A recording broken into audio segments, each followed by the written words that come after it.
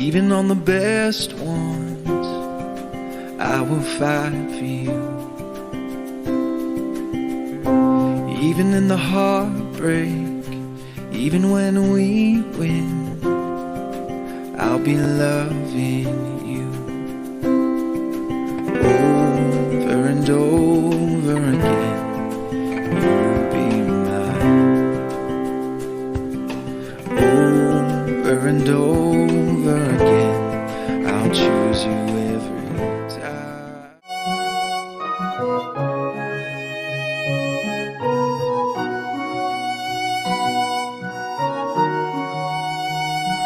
कलवरी के पास खड़ा हो, खून की धारा देखता जा,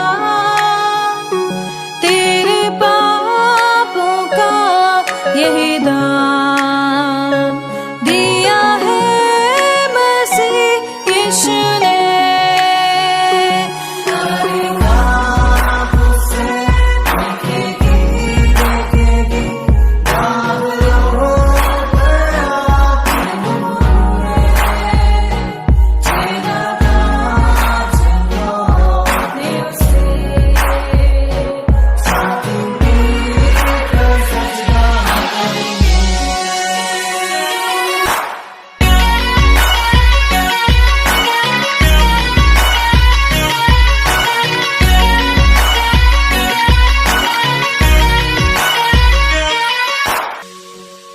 ये हुआ सब तेरे लिए, तूने भी उसे छेड़ा था, फिर भी प्यार से वो बुलाता। जाता क्यों नहीं तू उसके पास, फिर भी प्यार से वो बुलाता। जाता क्यों नहीं तू उसके पास।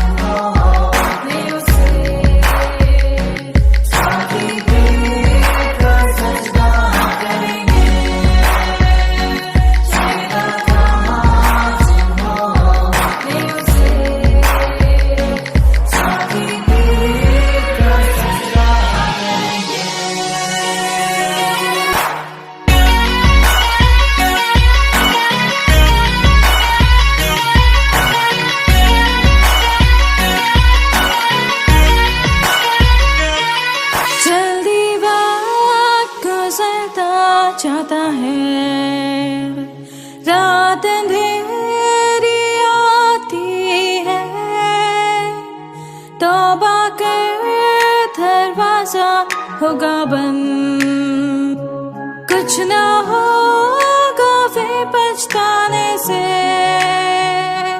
तौबा कर दरवाजा होगा बंद, कुछ ना होगा फिर पछताने से।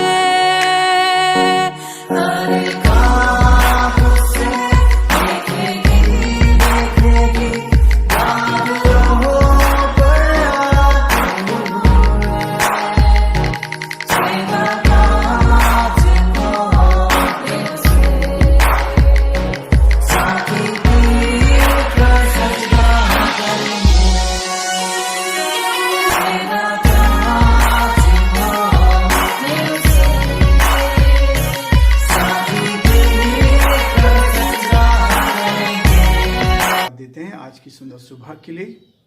आज बुधवार का दिन है। परमेश्वर ने हमें ये आज का दिन दिया है कि हम परमेश्वर की महिमा करें और परमेश्वर के नाम को धन्य कह सके। प्रियो, मैं आप सभी का स्वागत और वेलकम करता हूं आज की सुबह इस डिवोशन में, जो प्रभु ने हमें दिया है कि आज की सुबह हम परमेश्वर के चरणों में बैठ सके, उसकी आराधना, उसकी स्तुति करें और उसके साथ अपने रिश्ते को बनाएं और दिन भर के लिए एक नई ताजगी हम अपने जीवन में ले सकें। जयपुर शहर से living Christian movement fellowship ministry की ओर से मैं आप सभी का दिल की गहराई से धन्यवाद देता हूं और आपके इस प्रेम के लिए, आपके सहयोग के लिए मैं दिल की गहराई से आपको धन्यवाद देता हूं। परमेश्वर हमें एक एक दिन संभालता, हमारी रक्षा करता है, मदद करता है और आज के दिन दिया है कि हम उसकी महिमा कर सकें। प्रियो, मैं आप सभी को इस बात के लिए धन्यवाद देता हूं कि आप इस चैनल को शेयर कर रहे हैं, दूसरों तक भेज रहे हैं और इसके द्वारा परमेश्वर आशीष दे रहा है। इसलिए प्रभु का वचन इस बात को कहता है कि हम परमेश्वर के साथ रहकर एक दूसरे को प्रोत्साहित करते जाएं, सेवा में सहयोग करते जाएं, ताकि सेवा आगे बढ़ती जाए और बहुतों के लिए आशीष का, आनंद का कारण बनते चले जाएं। दूसरा कुरिन्थियों का 3 अध्याय उसके 11 पद तक हमने देखा है। आज मैं 12-13 पद को आपके सामने पढ़ना चाहूंगा ताकि प्रभु इसके द्वारा भी हमें आशीष दे। लिखा है, इसलिए ऐसी आशा रखकर हम हियाव के साथ बोलते हैं और मूसा के समान नहीं, जिसने अपने मुंह पर पर्दा डाला था ताकि इस्राएलियों पर घटने वाले तेज के अंत को ना देखे।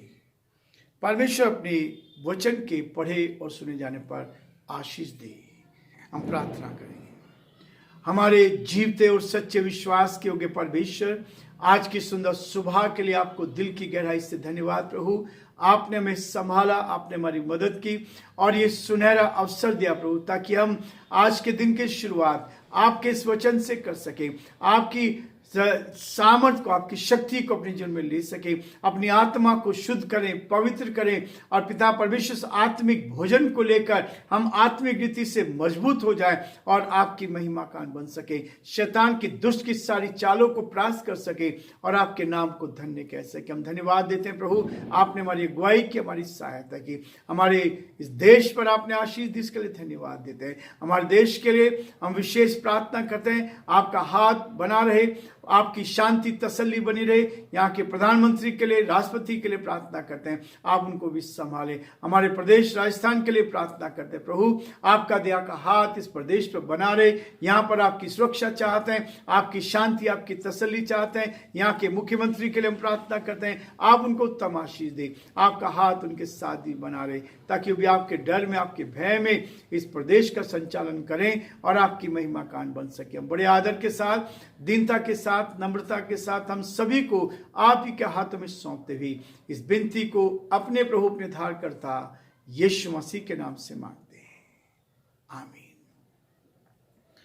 प्रियो, परमेश्वर का वचन कहता है कि हर दिन हंसमुख बने रहें, हर दिन हम आनंदित रहें, हर दिन हमारे चेहरे पे मुस्कुराहट रहे, हर दिन हमारे चेहरे पे उस खुशी की लहर को हम देख सकें, क्योंकि परमेश्वर ने हमें ऐसा मौका दिया है। जब आप प्रभु के साथ बैठते हैं तो आपको वो आनंद मिलता है जो संसार कभी नहीं देता है। संसार हमें कभी भी सुख और शांति नहीं दे सकता, लेकिन प्रियो, प्रभु की संगति हमें आनंदित करती है, खुशहाल करती है, हमें हंसमुख बनाती है, ताकि हम प्रभु की महिमा कर सकें। इसलिए रोमियो उसका 12वां अध्याय 12 पद में वो कहता है, आशा में आनंदित रहो और क्लेश में स्थिर रहो और प्रार्थना में नित्य लगे रहो। आशा में आनंदित रहो, क्लेश में स्थिर रहो और प्रार्थना में निरंतर लगे रहो। हर समय हम हंसमुख बने रहे, हर समय हम आनंदित बने रहे। हर समय परमेश्वर चाहता है कि हम आनंदित रहकर परमेश्वर की महिमा करते चले जाएं। आनंदित जीवन जो है मेरे और आपके लिए बहुत ही आशीष का, आनंद का कारण बनता है। यहाँ लिखा है, जैसे कि हमने देखा था 11 पद में, क्योंकि जब वह जो घटता जाता था तेजों में था, तो वह जो स्थिर रहेगा तो तेजों में क्यों ना रहेगा। प्रियो, स्थिरता हमारे जीवन में होनी चाहिए। यदि आप सच्चाई को लेकर चलते हैं, बेईमानी के साथ आप नहीं चल रहे, तो आपको ईमानदार बन के ही चलना पड़ेगा। यदि आपने ये ठाना है कि मैं ईमानदार बन के जीवन व्यतीत करूंगा, तो परमेश्वर आपको स्थिर करेगा। आपने इस बात को प्रभु के सामने रखा कि उसके सामने मैं निर्दोष पाया जाऊं, मैं उसके सामने निर्दोष पाया जाऊं, और जो जीवन उसने दिया है वो ईमानदारी के साथ, सच्चाई के साथ और परमेश्वर की उस आत्मिक ज्ञान को प्राप्त करते हुए हम जीवन में आगे बढ़ते चले जाएं। इसलिए वो कहता है, इसलिए ऐसी आशा रखकर हम हियाव के साथ बोलते हैं। परमेश्वर का वचन हमें वो आशा देता है, वो तसल्ली देता है, वो ढाढ़स देता है, वो हिम्मत देता है, जिसको हम सच्चाई को बोल सकते हैं। सच्चाई कभी झुक नहीं सकती, सच्चाई हमेशा आगे बढ़ती है, सच्चाई हमेशा उन्नति देती है, सच्चाई हमेशा आगे बढ़ाने में हमारी मदद करती है। और सच्चा व्यक्ति जीवन में उन्नति करेगा, धीरे धीरे करेगा, वो ईश्वर की सहायता से अपने जीवन को आगे बढ़ाता चला जाएगा, ताकि हम परमेश्वर की महिमा को अपने जीवन में लेता देख सके। क्योंकि परमेश्वर मुझे आपको कहता है, ऐसे लोग जो दूसरों के साथ अधीर होते हैं, वे अपने चिड़चिड़े स्वभाव के कारण अपनी ही नहीं वरन दूसरों की खुशी को भी वो समाप्त कर देते हैं।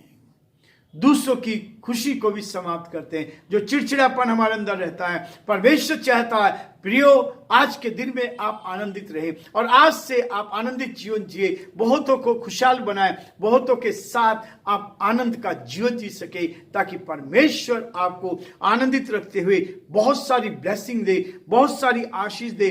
क्योंकि जो तेजों में था वह और भी क्यों तेजों में ना होगा। इसलिए वो कहता है, परमेश्वर मुझे कहता है कि तेजों में बन के रहना, हमारे जीवन में वो आशीष मिलती जाए, हमारे जीवन में उस आशीष को हम लेते चले जाए और बहुत सी आशीष को अपने जीवन में ले। इसलिए ऐसी आशा रखकर हम हियाव के साथ बोलते हैं। क्या आशा मेरे पास है? रोमियो का 12 अध्याय 12 पद में कहता है कि आशा में आनंदित रहो और क्लेश में स्थिर रहो। समस्याएं जब आती हैं, जब आप स्थिर रहते हैं, मजबूत रहते हैं, तो जीवन में बहुत उन्नति तक चले जाओगे। शैतान आपको गिरा नहीं पाएगा, शैतान आपको हिला नहीं पाएगा। इसलिए वो कहता है हम हियाव से बोलते हैं। जब आपके पास अथॉरिटी है, जब आप सच्चाई पे खड़े हैं, तो आप बोल सकते हैं। यदि आपने कोई गलत काम किया है तो आप सच्चाई को नहीं बोल सकते। इसलिए पौलुस ने इस बात को कहा, 13 पद में कहता है, और मूसा के समान नहीं जिसने अपने मुंह पर पर्दा डाला था। उस समय जब मूसा पहाड़ से उतर रहा था, परमेश्वर की ज्योति चमक रही थी उसके चेहरे से।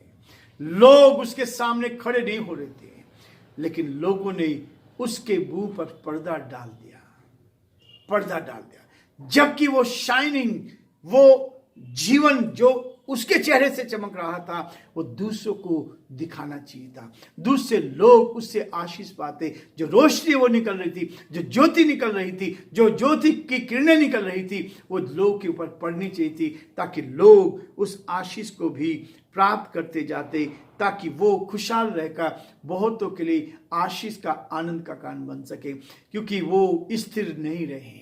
परमेश्वर चाहता है कि हम स्थिर रहें, हम दूसरों की खुशी को और बढ़ा दें।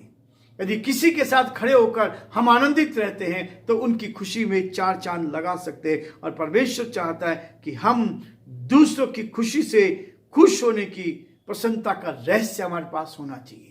जहां हम दूसरों को खुश करने वाले बने, दूसरों की मदद करने वाले बने, दूसरों को आनंद देने वाले बने, ताकि दूसरे लोग हमेशा आनंदित है और उससे हमें आनंद मिलेगा, उससे हम हंसमुख रहेंगे, उससे हमारे चेहरे पर परमेश्वर की किरणें चमकने लगेगी। आप जब प्रभु के साथ चलते हैं, इसलिए कहता है ताकि इस्राएली उस घटने वाले तेज के अंत को ना देखे।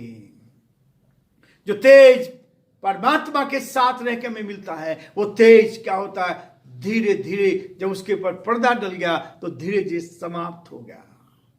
लेकिन प्रियो, वो तेज जो प्रभु हमें देता है, परमात्मा हमें देता है, उस तेज को हर समय मुझे आपको अपने जीवन में देखना है, ताकि हम प्रभु की महिमा कर सकें, परमेश्वर के नाम को धन्य कह सकें। और ये वचन जो हमें मिला है, इस वचन को लेकर हम परमेश्वर के साथ आगे बढ़ते जाएं और प्रभु की महिमा करें। धन्यवाद देते परमेश्वर को जो हर दिन हमारी सुधि रखता है, हर दिन हमारी आवश्यकताओं की पूर्ति करता है, हर दिन हमारे जीवन में आनंद देता है, ताकि हर दिन हम उसकी महिमा कारण बन जाएं और बहुतों के लिए आशीष का कारण बनते जाएं, ताकि प्रभु को महिमा मिल सके और परमेश्वर का नाम ऊंचा किया जाए। हम सारी महिमा उस प्रभु को देते हैं और आज के दिन हम ये रुकना चाहेंगे।